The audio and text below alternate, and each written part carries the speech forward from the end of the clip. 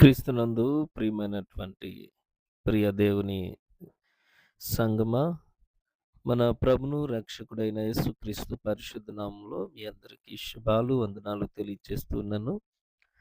దేవుడు మిమ్మును, మీ కుటుంబాలను దీవించునుగాక. దైవ సేవకునిగా మరొక పర్యాయము మీతో కలిసి దేవుని మాటలు ఈ రీతిగా ప్రకటించుటకు ప్రభు కృప ద్వారా నాకు అనుగ్రహించబడిన ఈ ధన్యతను బట్టి సంతోషిస్తూ దేవుని నామానికి స్తుతులు చెల్లిస్తూ ఉన్నాను. మీ అందరికీ కూడా మరొకసారి నా ప్రత్యేకమైన వందనాలు. ప్రభునందు ప్రియులరా, దేవుని బట్టి లోకానికి ఎంతో సంతోషము. దేవుడు మానవాళిని ప్రేమించాడు, కృప చూపించారు. దేవుని ప్రతి మనిషి కూడా సంతోషంగా ఉండాలని కోరుకునేటువంటి దేవుడు ఆయన యేసు ప్రభు. అదే రీతిగా ప్రవక్త అయినటువంటి ఇర్మియా ద్వారా తెలియచేయబడిన మాటను బట్టి మనం గమనిస్తే దేవుని వలన మనకు సంతోషం కలుగుతుంది. అదే సమయంలో మరి మనల్ని బట్టి దేవునికి సంతోషం కలుగుతుందా? మనల్ని బట్టి దేవుడు ఆనందిస్తూ ఉన్నాడా? అనే ప్రశ్నకు సమాధానము చెప్పగలిగినదే మన విశ్వాస జీవితము, ఆత్మీయ జీవితము. అందుకనే ఇర్మియా భక్తుడు ఇర్మియా గ్రంథం 9వ అధ్యాయం 24వ వచనంలో దేవుని యొక్క మాటలు ఇశ్రాయేలు ప్రజలకు తెలియచేస్తూ ఉన్నారు. ఆ మాటను జ్ఞాపకం చేస్తాను. యెహోవా ఇలాగు సెలవిచ్చుచున్నాడు, జ్ఞాని తన జ్ఞానమును బట్టియు, శూరుడు తన శౌర్యమును బట్టి అతిశయింపకూడదు. ఐశ్వర్యవంతుడు తన ఐశ్వర్యమును బట్టి అతిశయించకూడదు. అతిశయించువాడు దేనిని బట్టి అతిశయించవలెననగా, భూమి మీద కృప చూపుచు నీతి న్యాయములు జరిగించుచున్న యెహోవాను నేనే అని గ్రహించి నన్ను పరిశీలనగా తెలుసుకొనుటను బట్టియే అతిశయింపవలెను. అట్టి వాటిలో నేను ఆనందించువాడనని యెహోవా సెలవిచ్చుచున్నాడు. క్రీస్తునందు ప్రియులరా, యెహోవాను నేనే అని గ్రహించి నన్ను పరిశీలనగా తెలుసుకొనుటను బట్టియే దేవునికి సంతోషము. అలా తెలుసుకొనిన వారిని బట్టి దేవుడు ఆనందిస్తాడట. ప్రియులారా, మన యోగ్యతలను పట్టించుకోకుండా నమ్మదగని స్థితిని చూసి కృపను అనుసరించకుండా ఎన్నో అద్భుతకరమైన మేలులు చేస్తూ దినదినము నూతనముగా మరి మన ఎడల పుట్టుకొచ్చే తన వాత్సల్యమును బట్టి సమయోచితమైన సహాయం చేస్తూ సియోను దరికి మనల్ని నడిపించుచున్న ప్రేమామయుడైన మన దేవుణ్ణి మనము సంతోషపరచాలి కదా. అన్ని వేళలా అందరికీ అపరిమితముగా ఉపకారము చేయుచున్న మన దేవుడు మన నుండి ఏమి ఆశించుచున్నాడు అని అంటే, ప్రభునందు ప్రియులారా, మన పట్ల విడువక కృప చూపుచు కొన్ని నిర్దిష్ట సమయాల్లో మేలు కొరకైన గాయములు చేస్తున్న ఆయన న్యాయశీలతను మొత్తముగా మనము ఆయన గుణాతిశయములను, ఆయన తత్వాన్ని, ఆయన వైఖరిని బహు జాగ్రత్తగా అతి దగ్గరగా పరిశీలన చేస్తూ ఆయనను తెలుసుకున్నట్టును బట్టియే ఆయనకు ఆనందం. ప్రభునందు ప్రియులరా, దేవుణ్ణి ఎరుగుటను బట్టి ఆయనకు ఆనందించువాడై ఉన్నాడట. మరి దీనిని బట్టి మనం ప్రభుని స్తుతించవలసిన వారము. ప్రియమైన వారులారా, నీవు ఎవరిని నమ్మి సేవించుచున్నావో, ఎవరిని వెంబడించుచున్నావో ఆ దేవుణ్ణి నీవు సరిగా గ్రహించాలట, పరిశీలనగా తెలుసుకోవాలట. అలా పరిశీలనగా తెలుసుకొనిన నీ గ్రహింపుతో నీ దేవుణ్ణి బట్టి అతిశయించువాడిగా నీ ఉండాలట. అప్పుడే నీ దేవుడు నీ యందు ఆనందిస్తాడు. నీవు నా దేవుణ్ణి బట్టి నీ యందు దేవుడు ఆనందించాలి అంటే, అతిశయించాలి అంటే, నీవు దేవుని గూర్చి పరిపూర్ణంగా గ్రహించాలి, అర్థం చేసుకోవాలి, తెలుసుకోవాలి. అందునిమిత్తమే ఆయనను, ఆయన భావాన్ని, స్పందనను, చర్యలను, ఆయన నిర్ణయాలను, ఆయన స్వభావమును, కార్యములను పరిశీలించాలి. తద్వారా వ్యక్తిగతంగా మరింత లోతుగా నీవు నీ దేవుని గ్రహించగలిగితే ఆయన యందు మనము అతిశయిస్తాం. అప్పుడు ఆయన నీ యందు ఆనందిస్తాడు. సరిగ్గా ఈ కారణమును బట్టే భక్తులు లేదా విశ్వాసులు తమ దేవుణ్ణి మరింత దగ్గరగా, మరింత లోతుగా పరిశీలిస్తూ గ్రహింప మొదలు పెట్టాలని ప్రభువు ఆకాంక్షిస్తూ ఉన్నాడు. అసలు భక్తి హృదయంలో తన ఆరాధ్య దైవం గురించి ఇంకా తెలుసుకోవాలనే తపన ఎంతో సహజంగానే పుట్టాలి. నా కోసమే దిగివచ్చి, నాకై అన్నీ చేసి, ప్రాణం పెట్టి, ఆత్మనిచ్చి, అనుక్షణం నన్ను నడిపించుచున్న నా ప్రాణప్రియుని హృదయం నాకర్థం కావాలి అనే ఆ పవిత్రమైన వాంఛ ప్రతి భక్తునికి, విశ్వాసునికి ఉండాలి. లేకపోతే అసలది భక్తి కలిగిన హృదయమే కాదేమో! అయితే విచారకరమైన వాస్తవం ఏమిటంటే, ఈనాటి క్రైస్తవ సమాజంలో ఎక్కువ మందికి అసలు ఈ విధమైన తాపత్రయమే లేకపోవడం, కనీసం అట్టి ఆలోచన కూడా రాకపోవడం ఎంతో బాధాకరమైన విషయం. నిజానికి చీకటిలో నుండి ఆశ్చర్యకరమైన తన వెలుగులోనికి దేవుడు మనల్ని పిలిచిందే ఆయన గుణాతిశయములను ప్రచురించటానికి కదా! పేతురు భక్తుడు తన మొదటి పత్రిక 9వ వచనంలో లేఖనాలు ఆ రీతిగానే తెలియచేశాడు. నీవు ప్రచురించవలసిన విషయాలు నీకే తెలియకపోతే, అసలు తెలుసుకోవాలనే లేకపోతే, ఇక నీ విషయమై ప్రాణం పెట్టిన ప్రియప్రభు ఏం సంతోషిస్తాడు? ఎలా ఆనందిస్తాడు? నీవు ఆరాధించుచున్న దేవుని గురించి లోతైన సదవగాహన నీకు లేకపోతే, దుష్టుడగు అపవాది సులువుగా నిన్ను మోసం చేస్తాడు. నీ ఆధ్యాత్మిక జీవితాన్ని పడగొడతాడు. నీవు చీకటిలో నిలవాల్సిన దుస్థితికి దిగజారుస్తాడు. ధర్మిలా నీవు అనుభవించే క్షోభకు వేరెవరో కారణం కాకపోగా, నీవే అవ్వడం నిన్ను మరింత కృంగదీస్తుంది. మనము మరి ఆదికాండం మొదటి అధ్యాయంలో కొన్ని మాటలు జ్ఞాపకం చేసుకుంటాం. ఏదెను తోటలో ఆదాము, అవ్వను పరిస్థితిని ఒకసారి మనం ఆలోచిస్తే, అవ్వ ఒంటరిగా విహరిస్తూ ఉన్నప్పుడు అబద్ధికుడగు అపవాది ఆమె యొద్దకు వచ్చి చెప్పిందేమిటి? వాడి ప్రధాన ఆరోపణ ఏంటి? ఏమాత్రం పరిశీలనగా చూసినా ఇట్టే మనకు అర్థమవుతున్న వాస్తవం ఏమిటంటే, దుష్టుడు మన దేవుని వ్యక్తిత్వం పైన దాడి చేస్తాడు. ఆనాడు అవ్వతో అపవాది దేవునిపై ఆరోపణలు చేస్తూ, దేవుడు చెప్పిన మాట అబద్ధమని, నిజానికి మీరు వృద్ధి చెందటం లేదా జ్ఞానం పొందటం దేవునికి ఏమాత్రం ఇష్టం లేదని, మీరెప్పుడూ ఆయన కాలి క్రింద చెప్పులా ఉండాలనేది ఆయన అభిమతమని, మరి అవ్వమ్మకు చెప్పవలసిన మాటలన్నీ చెప్పి ప్రభువుని మీద ఆరోపిస్తూ ఉంటే, మరి అవ్వమ్మ గారు ఏమాత్రము సమాధానము చెప్పకుండా, సాతాను చెప్పే మాటలన్నీ దేవుని వ్యక్తిత్వాన్ని మీద మరి నేరస్థాపన చేస్తూ ఉంటే, ఆమె వింటూనే ఉండిపోయింది. తలాడిస్తూ ఉండిపోయింది. చివరికి సాతాను చెప్పిన మాటలను బట్టి దేవునికి వ్యతిరేకంగా పండు తినేసింది. అసలు మీ దేవుడు నిజమే చెప్పలేదు, అబద్ధం చెప్పారు. నిజంగా మీరు ఎదగాలనే ప్రేమ ఆయనకు లేదు అంటూ ఆయన వ్యక్తిత్వం మీద మరి ఎన్నో అపనిందలు వేస్తూ ఉంటే, ఏమాత్రం ఇబ్బంది పడకుండా అవ్వమ్మ హాయిగా ఆలకించి నిజమేనేమో అనే ఆయన వ్యక్తిత్వం పైన అనుమానపడి, ఏదెనును అనగా సౌఖ్యముగా ఉండే జీవితాన్ని పోగొట్టుకుని బ్రతుకంతా వేదనగా మార్చేసుకున్న ఆ విషాదానికి అసలైన కారణం ఏమిటి? కేవలం ఆయనేంటో, ఆయన గుణమేమిటో, ఆయన వ్యక్తిత్వం ఏమిటో అనే విషయంపై కనీసం అవగాహన లేకపోవటమే. ఆయన ప్రేమామయుడని, నా ఉనికికి ఇంతటి సౌఖ్యానికి కారణం ఆయన ప్రేమేనని, తన స్వరూపంలో తన పోలికగా నన్ను చేసుకుని, తన ఆత్మను నాలో ఊది, తన మహిమతో నన్ను కప్పి, తనతో గడపటానికి దూతలందరినీ కాదని దిగివస్తున్న దేవునికి నా మీద ప్రేమ లేకపోవడం ఏమిటి? ఆయన నా వృద్ధిని, ఎదుగుదలను ఆకాంక్షించకపోవడం ఏమిటి? అనే ఇంగితము కూడా లేకపోవటానికి కారణం ఏమిటంటే, ఆయన వ్యక్తిత్వాన్ని, ప్రేమను, గుణాన్ని పరిశీలనగా తెలుసుకోకపోవటమే. ప్రభునందు ప్రియులరా, ప్రియ దేవుని బిడ్డలారా, దేవుణ్ణి పరిశీలనగా చూసి గ్రహించి అంత సమయం లేదంటారేమో! అలా అనుకోవడానికి లేదు.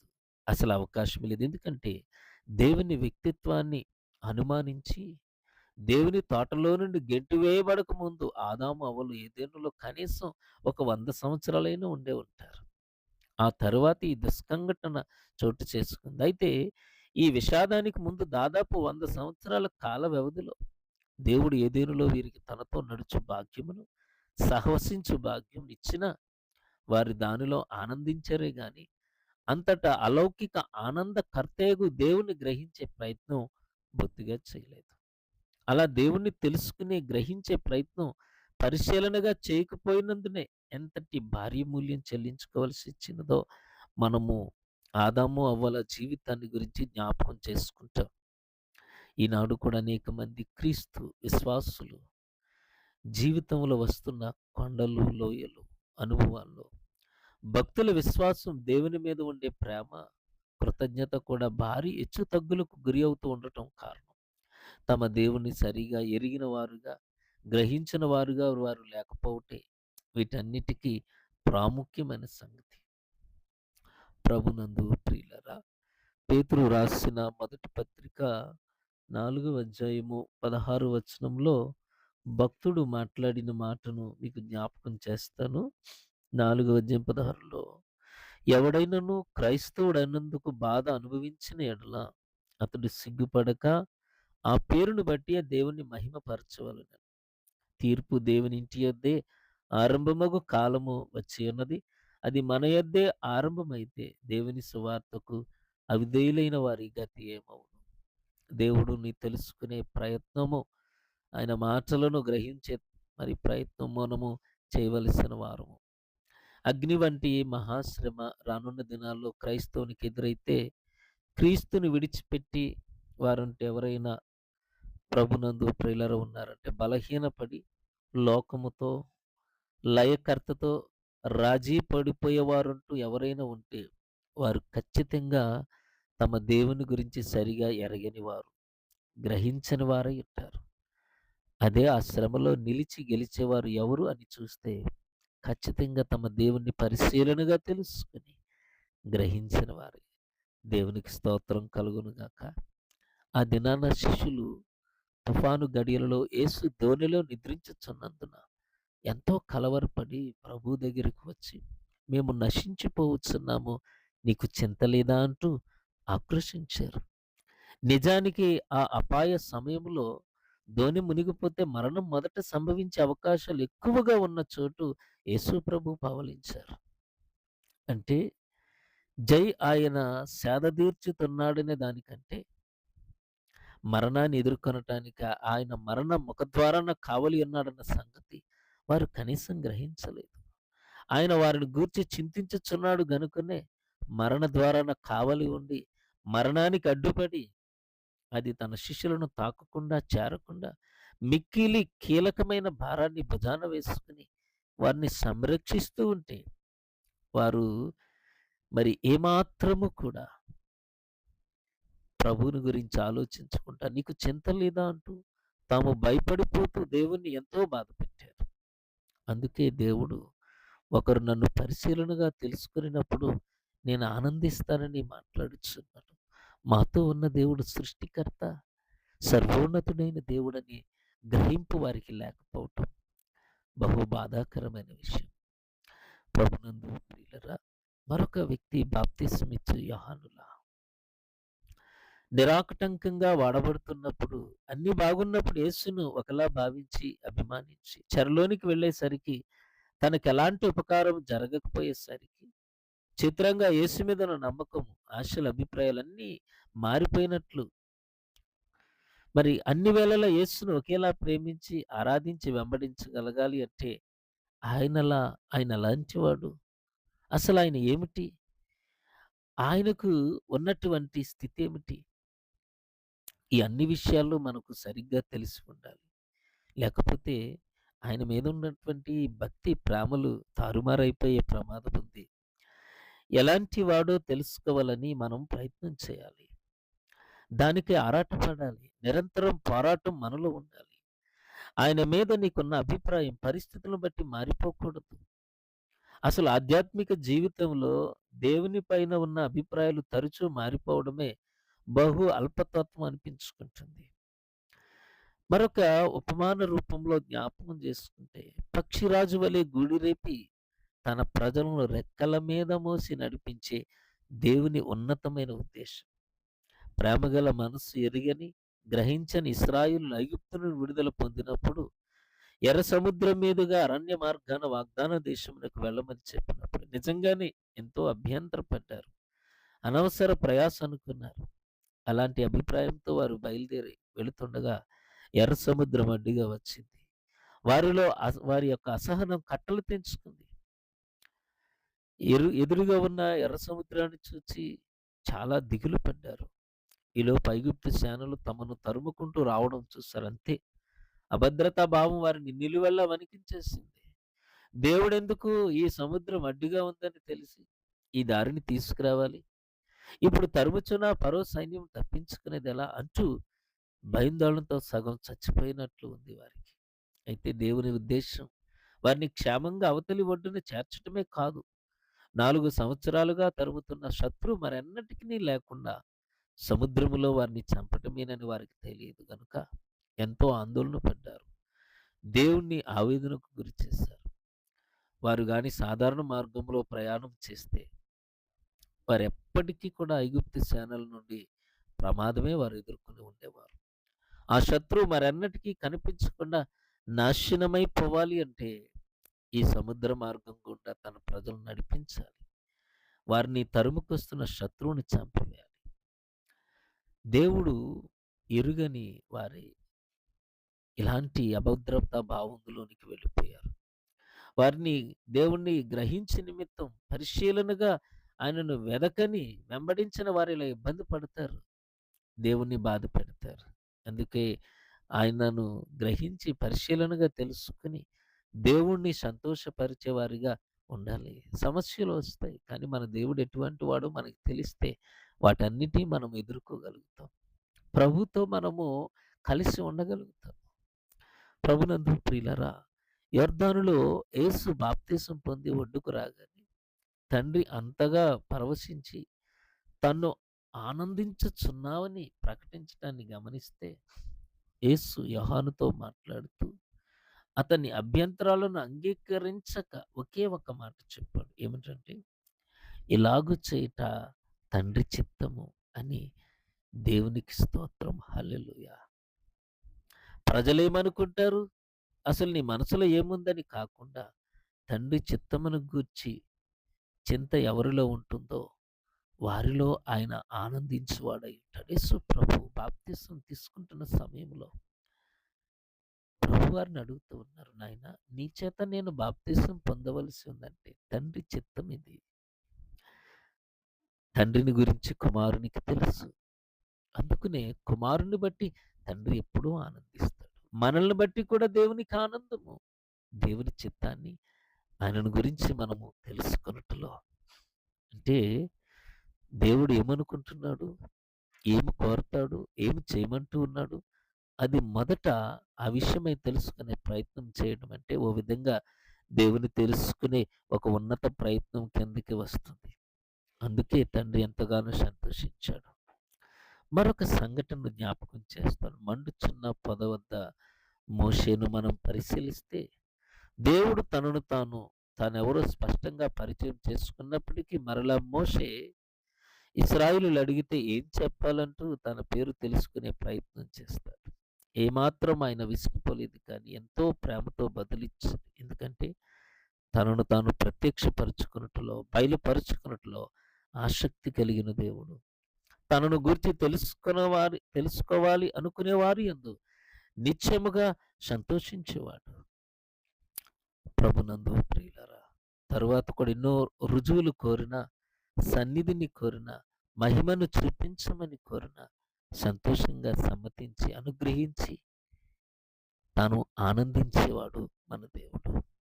లూకాసు వార్త 19వ అధ్యాయంలో జక్కయ్య ఉదాంతాన్ని ఒకంత మనం ఆలోచనలోకి తీసుకుని వస్తే ఏ ఇతర అవసరాలు, కారణాలు, సమస్యలు లేకుండా కేవలం యేసును చూడాలని ఏకైక ఆశతో యథార్థంగా, యథాశక్తితో ప్రయత్నం చేసిన జక్క విషయంలో యేసు ఎంతగా ఆనందించారో నేరుగా అతనున్న స్థలానికి నడిచి వచ్చి జక్కయ్య అంటూ అతని పేరు పెట్టి పిలిచి అతని ఇంటికి వెళ్ళి అతని బ్రతుకులో గొప్ప మార్పును, ఇంటికి రక్షణను అనుగ్రహిస్తాడు. దేవునికి స్తోత్రం కలుగును గాక.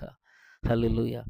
సహజంగా యేసు వద్దకు వచ్చే జనసమూహంలో అత్యధిక జ్ఞానం తమ తమ అవసరాలు, సమస్యలు, ఆకాంక్షలతో కాకుండా ఆయనను చూడాలని, ఆయనను గూర్చి తెలుసుకోవాలని, ఆయనను వెతుక్కుంటూ వచ్చి వారి యందు మన దేవుడు ఆనందించేవాడై ఉన్నాడు అనటానికి జక్కయ్య ఒక ఉదాహరణ. ఆయన స్వయంగా వారి యొద్దకు వచ్చి పేరు పెట్టి పిలిచి, వారి ఇంటిలో అడుగుపెట్టి శాశ్వత ఆశీర్వాదాలను అనుగ్రహించువాడై ఉన్నాడని తెలియచేయటానికి ఎంతో సంతోషిస్తూ ఉన్నాను. అంతేకాదు, తనకు విరోధముగా పరుగులెడుతూ తను హింసిస్తున్న సౌలును దమస్కు మార్గంలో తన దివ్యమైన తేజస్సుతో పడగొడితే కింద పడి దృష్టి కోల్పోయిన సౌలు, ప్రభువా నీవెవడు అని ప్రశ్నిస్తే ఏమాత్రము ఉగ్రుడవ్వలేదు, కోపగించుకోలేదు సరికదా, జవాబునిచ్చినాడు. ప్రభు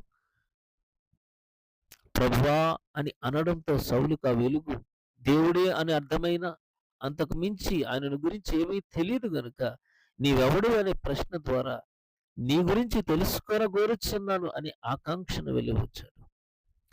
ఆ మాటను దేవుడు ఎంతో సీరియస్‌గా స్వీకరించాడంటే, తన సమయంలో ఈ వ్యక్తిని ఏకంగా మూడవ ఆకాశానికి పరదేశుకు తోడుకొని పోయి మునుపెన్నడూను ఎవరికివ్వని ప్రత్యక్షతలు అతనికిచ్చాడు.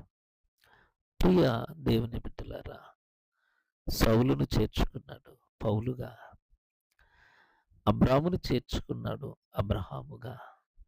ఇలాగ దేవుడు తన్ను తెలుసుకునే వారికి మనసును, నామాన్ని మాత్రమే కాదు, మనస్సును కూడా రూపాంతరపరిచి ఆయన వ్యక్తిత్వంలోను అలవర్చుకునేటువంటి దేవుడు. ఆయనలోనికి మార్చుకుని లోకానికి ఆయన మేలులను, కృపను చూపించేవారుగా దేవుడు ఏర్పాటు చేసుకుంటున్నాడు. నీ జీవితంలో కూడా నీ దేవుని గ్రహించి పరిశీలనగా తెలుసుకున్నట్టు ద్వారా అతిశయించు.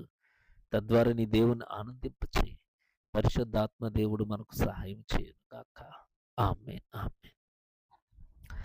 ప్రభునందు ప్రియులరా, దేవుని మాటలు ఈ రీతిగా వినటానికి ప్రభు ఇచ్చిన కృపకై దేవునికి స్తుతులు చెల్లిస్తున్నాను. ప్రార్థన చేసుకుందాం. కృప కలిగిన మా తండ్రి, గొప్ప దేవా, ఈ రీతిగా నీ మాటలు మేము వినటానికి మీరు కృప చూపించారు. అవును నాయన, నిన్ను పరిశీలనగా తెలుసుకొనుటలో ఏ వ్యక్తి అయితే ఆసక్తి, శ్రద్ధ చూపిస్తాడో వారిని బట్టి ఆనందించే దేవుడు.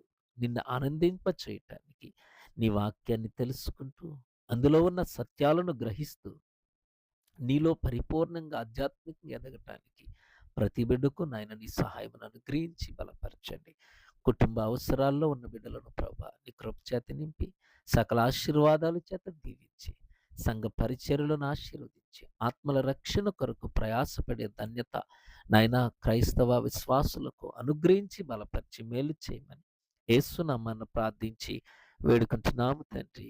ఆమేన్. మన పరమ తండ్రి అయిన దేవుని ప్రేమ, ఆయన కుమారుడైన యేసుక్రీస్తు కృప, పరిశుద్ధాత్మిక అన్యోన్య సహవాసం మనందరకు తోడైండును గాక. ఆమేన్. ఆమేన్. ఆమేన్.